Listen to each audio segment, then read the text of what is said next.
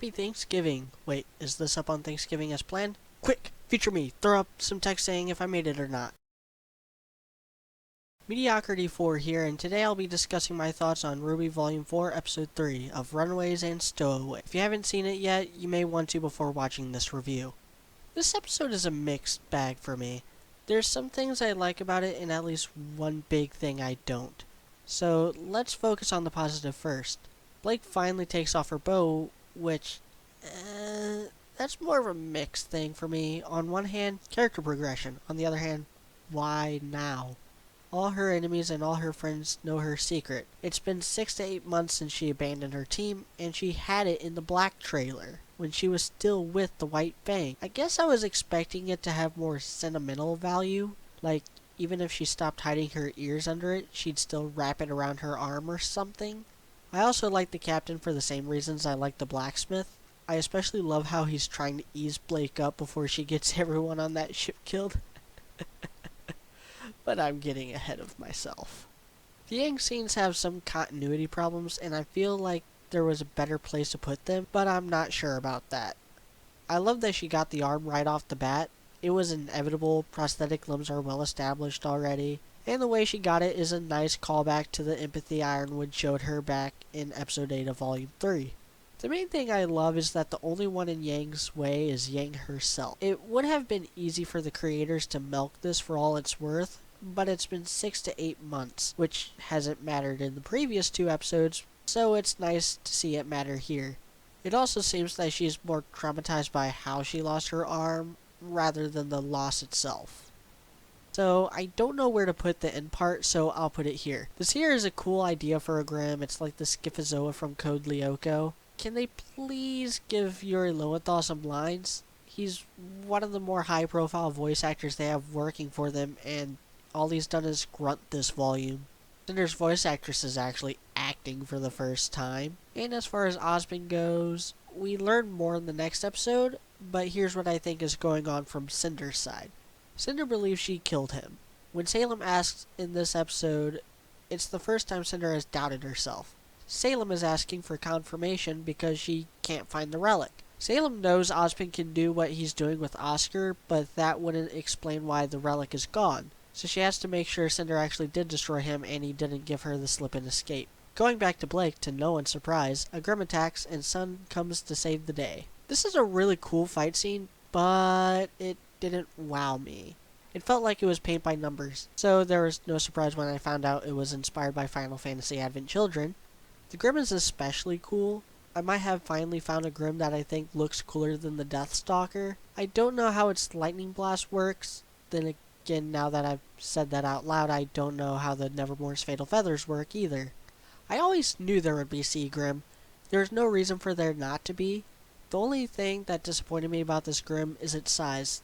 Not the size itself, as the captain's reaction to it. Never seen a Grimm that big, huh?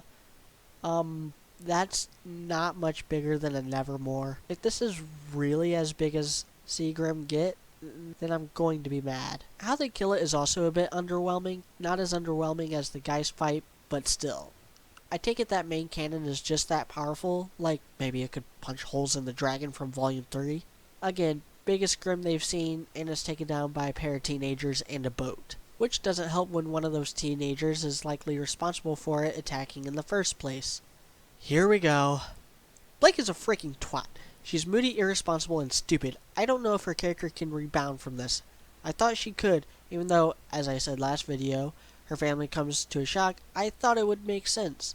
Like, oh, Adam knows where her family is, so she left her team to make sure Adam doesn't hurt them, which is still irresponsible. Why in all that is holy would she not tell them? She gets mad at Sun for assuming she's taken the fight to the White Fang. Why wouldn't he think that? That has been her one contribution to the plot so far. That is all she's been. I can still make sense of this, though. Like, maybe her parents were high up in the White Fang, then they left when it got too violent, but Blake stayed and ran away from home because she was in a relationship with Adam. Then, when it got too bad even for her, she left and went to Beacon to right the wrongs on her own, too ashamed to go back home. But with Beacon gone and her team broken, she now has nowhere left to go, except she does, but she wants to clear whatever tension is in her family and defend them. After all, her teammates are safe with their fathers, so far as she knows, but that is not an excuse for everything. Like I said, she was jumping at shadows. Her fears and hangups and self-exile is undoubtedly what brought that Grimm. Jake One Man Band already did a lengthy video on how everything is Blake's fault. It's one of his better videos, so I won't go into it any further than that. What really upsets me is why Blake is written this way. On a TED Talks a few years ago, J.J. Abrams explained how he markets his movies using the mystery box, where you purposely withhold information and give misinformation and plant ideas in the audience's head. The problem, if you say this is a dog, cat, most people would have rather it actually been a dog. Miles and Carrie, and yes, even Monty, must have taken that TED Talks to heart. But they missed the Writing 101 class on how to do mysterious characters. It's like Blake keeps secrets for the sake of keeping secrets, because she plays up the mysterious tortured soul card. A major problem with this, she's the first character whose backstory gets explained. Name a mysterious character, and they have the same problem of the more we find out, the more boring they get, and Blake blew her load way too early. The fact that she's supposed to be the mysterious one, yet we learn her whole history with the White Fang before we get anything about Ruby and Yang's backstory and the mess of worms that entails, let alone a look at Weiss' whole family, a family that is, in universe, well known, irks me to no end. I've been pretty easygoing on this series. I'm pretty easygoing on a lot of things I still consider garbage fires. But this arc, this character, is the one failed characterization this show has. And I know a lot of people like Blake. I understand that. But I don't care anymore. I lost faith in that character. In between this episode and the next, I don't care what she's doing. I don't care if she never shows up again this volume. I'm Mediocrity4. Join me next time where I swoon over one of the best episodes yet.